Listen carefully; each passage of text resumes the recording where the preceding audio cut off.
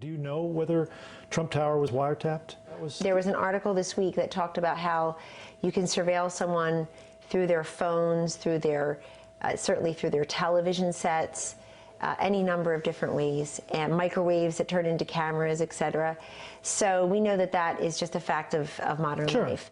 All I said to the Bergen Record is I was making a comment about the articles from this past week where it is revealed that one can be surveilled in any number of techniques, through microwaves, through cameras, through televisions. But you have no evidence that that kind of surveillance was used against Trump Tower. I have no evidence, but that's why there's an investigation in Congress. That's particularly what investigations are for.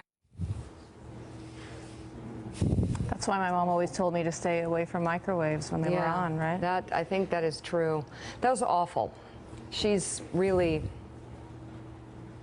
It's pretty inexplicable. It speaks for itself, America. In this panel discussion, Conway argues that rape would not exist if women were as strong as men. If physical fitness, if we were physiologically, not mentally, emotionally, professionally equal to men, if we were physiologically as strong as men, rape would not exist. You would be able to defend yourself and fight him off.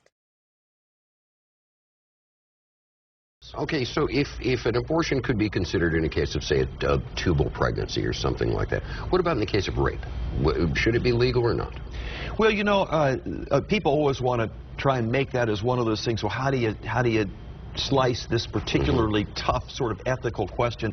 It seems to me, first of all, from what I understand from doctors, that's really rare. If it's a legitimate rape, the female body has ways to try to shut that whole thing down. But let's assume that maybe that didn't work or something. You know, I think there should be some punishment, but the punishment ought to be on the rapist and not attacking the child. That's actually something that could hurt Trump in South Carolina and beyond. If people start to see that he's not, he says he's for the little guy, but he's actually built a lot of his businesses on the backs of the little guy. Are they playing by the rules here? Oh, absolutely. It's completely transparent. Donald Trump's tax returns aren't. I'd like to see those be transparent.